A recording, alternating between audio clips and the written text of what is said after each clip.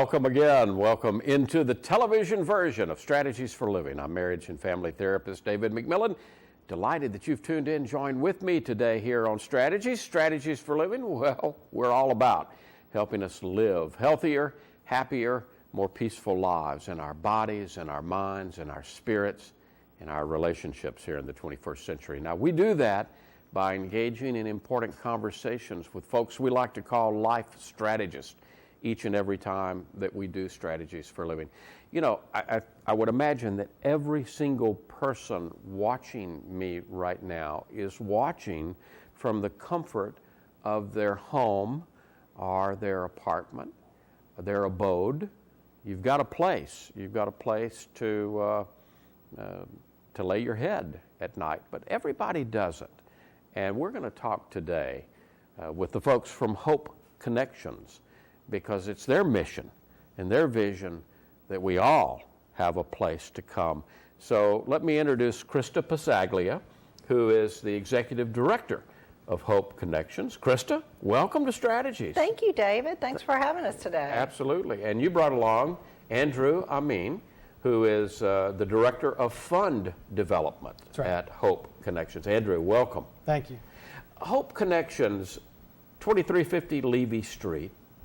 And over the last several years, lots of work has been done to fight homelessness in the Shreveport-Bossier area.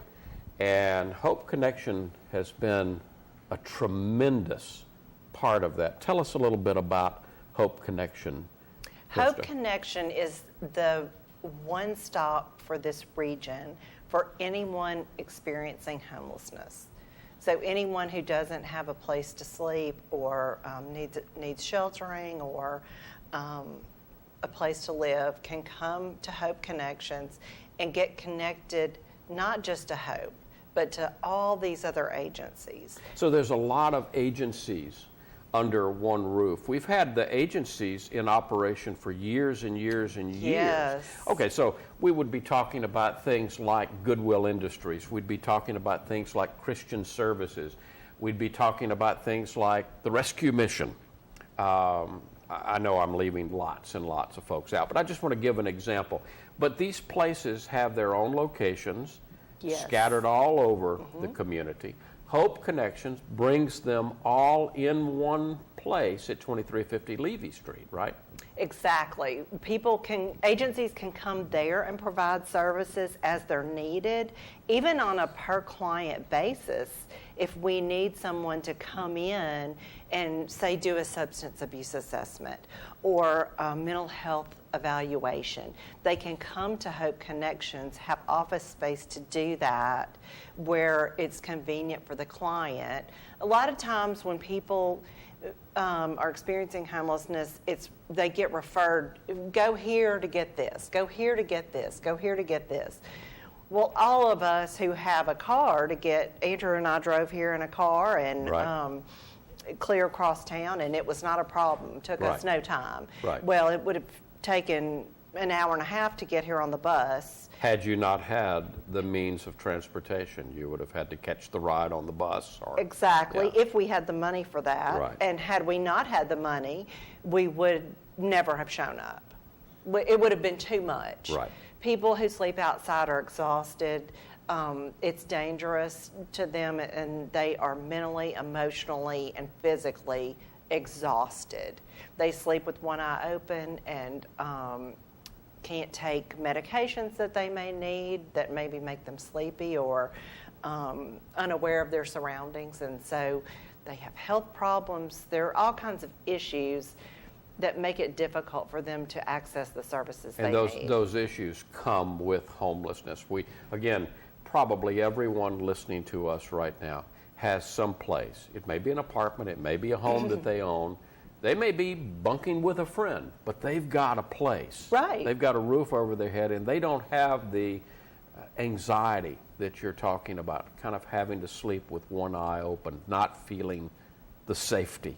And people always say, oh, that person's an addict and that's why they're homeless. That person's mentally ill, that's why they're homeless. Well, that's not necessarily true. We all know people who have a mental illness who work next to us day to day. Absolutely. People who are active addicts using, Absolutely. who go to work every single day. They're functional. They're functional in their addiction. Yeah. Exactly. And so we know that those things alone do not cause homelessness, but that it's a cumulative snowball that comes together to form just the perfect storm. And then once a person spends the night outside, they slowly become acclimated to living in this new way. Now, Hope Connection does something that is very unique, I think. You and I talked about this. We discussed it a couple of weeks ago. You do an assessment of Yes. people who walk in the door. It's almost a triage in terms Yes. of how severe the problem is, because homelessness wears, I guess, different faces. Absolutely. And for one person, it may be devastating. For another person, it may not be. Tell us a little bit about the triage process. Well, when we talk about, we always hear people say, that could be you. I Right. could become homeless tomorrow. There, but for the grace of God, go I. Yeah. True, but not exactly true. Okay. Because you and I have a support system, and even if I lost my job today, I still have resources. I have people who could help me get another job. I have other things. You have resources, and I have resources that would probably help bridge Exactly. us from job to job. Yeah. And even if we couldn't get a job right away, I have people I could stay with. Right. Right. So there is a severity index, and it's called the Vulnerability Index Service Prioritization Decision Assistance Tool. Long name. We call it the VI SPDAT. And so for the first time, we have a tool that helps us gauge how much support a person would need to maintain permanent housing. And so that makes the difference, because there are different types of different types of housing assistance. Right. So maybe a short term, somebody who scores a 4 might need help for 6 months. And it's a 10-point scale? It's or 20. 20-point scale. So the higher someone scores, the more severe then their situation. Exactly. The more vulnerable we consider them. And that could be medical vulnerability, it could be mental health, it could be substance abuse. Age has to do with it, length of time homeless. So if someone in your assessment scores an 18, a 19, a 20, resources are going to go to help that person immediately. First. Okay. All right. And we have a listing for the first time ever over the past 4 years. We have a listing of every person experiencing homelessness and their score. And so we try to keep up with them and find out where they are, if they're still in housing, if they get housing, and all the people who receive subsidies to provide housing to this really hard crowd meet every week, and they go through the list and they place according to vulnerability. How big is the issue, Krista? How big is our problem? Well, on any given day, we have probably between 40 and 50 people sleeping outside. 4 years ago, on any given day, we had 160 people living outside. Wow. So what a difference.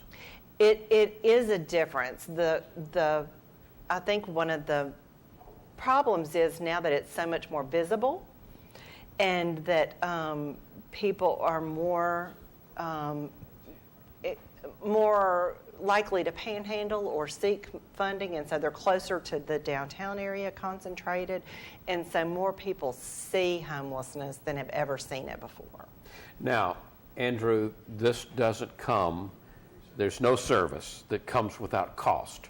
So that's where you come in, right? Sure. As the Director of Fund Development, because it's your job to go out and bring the money in to be able to provide these services. And one of the things that we want to talk about today is coming up on Friday, April the 6th, Crawfish with Clergy, right? Absolutely. Crawfish with Clergy. All right, now tell us a little bit about Crawfish with Clergy. What's that about? So Crawfish with Clergy is a fundraiser that we have April 6th. This is our 5th year doing it. There's going to be crawfish, drinks. We're going to have a auction, our opening door auction. What it's meant to do is symbolizing opening doors out of homelessness. And so local artists have come together and they've created this magnificent artwork, Yes. which will be auctioned off Yes. that evening. Now, churches are such a big part of Hope Connections. And so Crawfish with Clergy, it gives you an opportunity to come and rub elbows with the likes of Bishop Michael Duca and this year's honorary chairperson, Dr. Pat Day, pastor of First United Methodist Church in downtown Shreveport, Bishop Larry Brandon.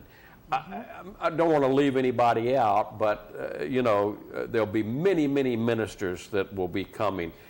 We're going to come back. We're going to take a quick break here. We're going to come back and we'll talk about how folks that are watching us can get involved. I know you've still got tables to sell, a lot of crawfish to eat, so we'll be talking about that. That's right. And we'll continue to talk about Hope Connections today. We're visiting with Andrew Amin. We're visiting with Krista Pizzaglia. They are our life strategists today here on Strategies for Living.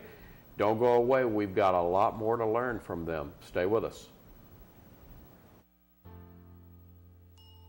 I am protecting life on our planet. Day by day, with every single thing I do. I conserve the world's biggest forests. I safeguard the rivers. And oceans. I stand up for coral reefs.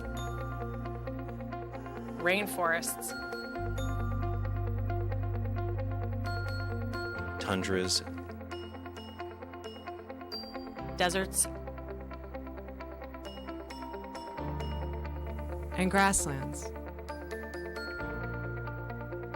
I work with communities in the Amazon, The Arctic.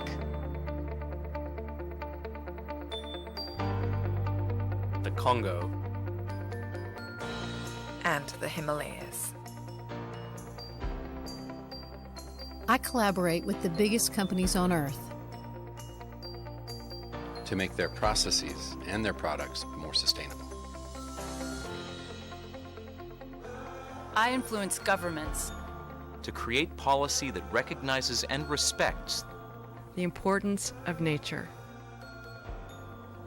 I give a voice to all animals who call Earth their home. I'm protecting life on our planet.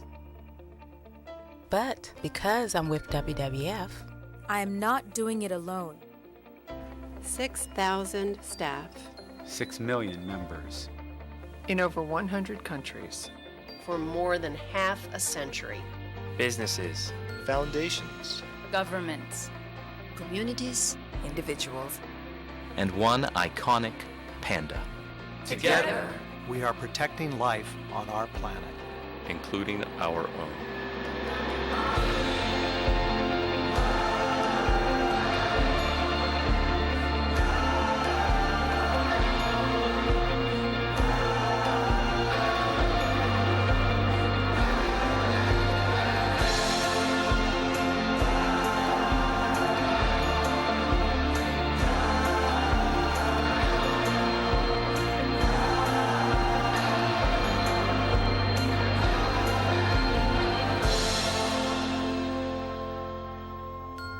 Because together, anything is possible.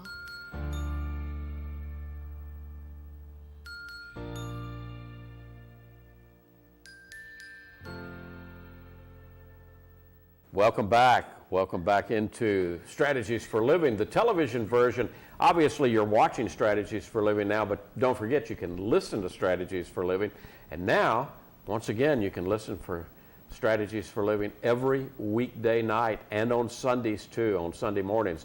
So every weekday, News Radio 710 Keel, 7:05 to 8 o'clock, Monday through Friday.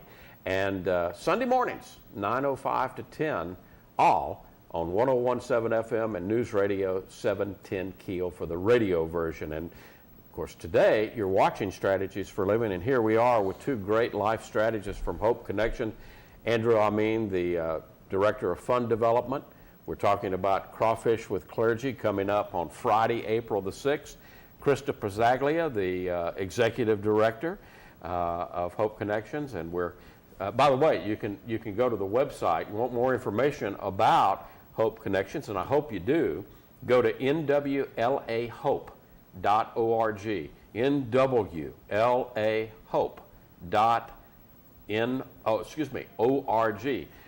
And you can connect from nwlahope.org to the Facebook page where you can get a lot more information, Andrew, about Crawfish with Clergy. Now, not too late to get individual tickets or to buy a table, right? Not too late. Okay, so your business, your organization, your church, your neighborhood group, right? Absolutely. You might have a book club that meets at Barnes & Noble. You know, hey, come by a table. Call up and get a table. Yeah. Absolutely. We'd love to have you.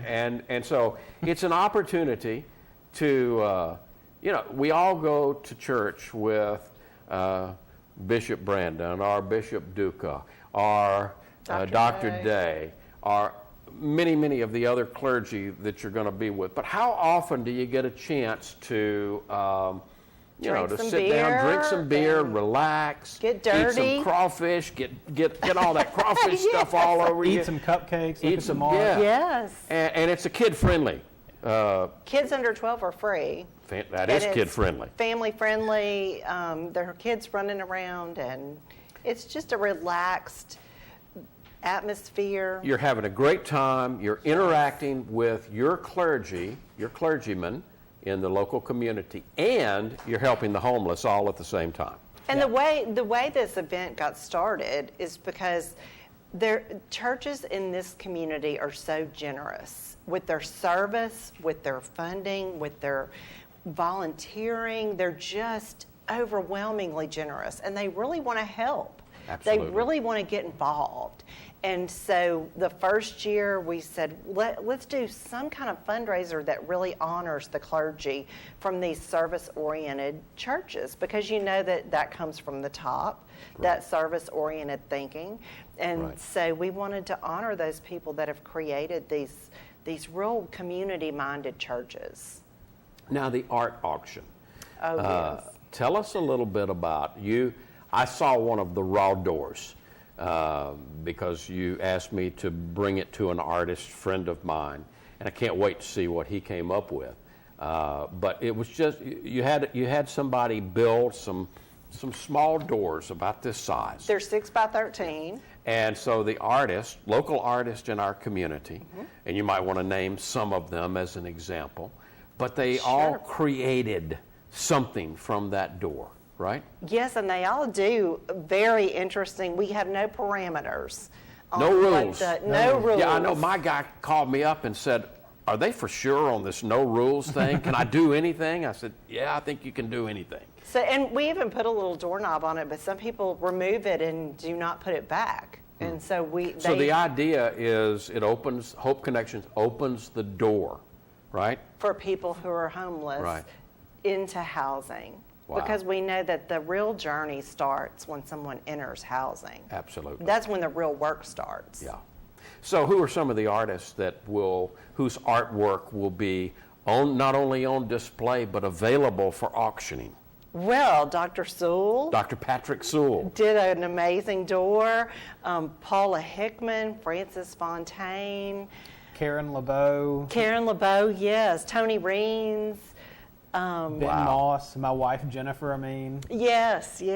Wow. This is by far the best art we've ever had, and last year we didn't have the opening doors art auction. So this is brand new. This is a new thing. No, we just skipped a year, but people were begging for bringing it back and showing us pictures of their doors that they had bought, and so I think people are excited that we brought that back. And that will be part again of people will be able to come and enjoy a great meal, and then the doors will be auctioned off, and you can take your door and do whatever you want to with it. We have a photo booth that's fun with all kinds of props, and people love to get photos with kids. And so Friday, April the 6th, 2350 Levy Street. If you have not visited Hope Connections, it's a great time to be able to see what is all under one roof, if you will. Now, one of the things that I think is unique, Krista and Andrew, is that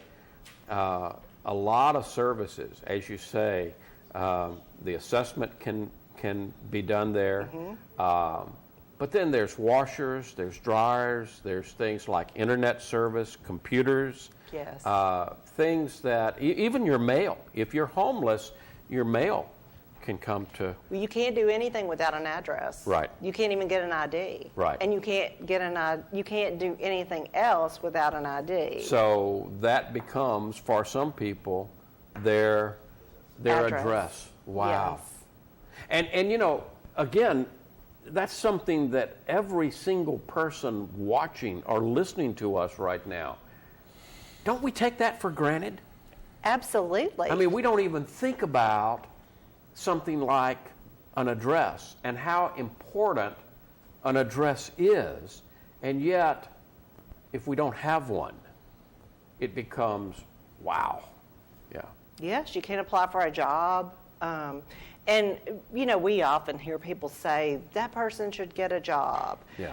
Well, imagine, I can tell you that this morning I got up, my alarm went off, and I had slept 7 hours, got up, took a shower, and got dressed with my clothes in my closet. Might have eaten you some breakfast that in I your kitchen. washed in my, and so the idea that obtaining employment while living outside would be a simple, doable task is really a little outlandish if you really start to think about it. It's unrealistic at best. At most, it's it's outlandish. Yes, and so we know that a person has to have a place to live where they feel safe at night to get some sleep, and where they can lock the door and rest in order to start those things like taking mental health medications or engaging in sobriety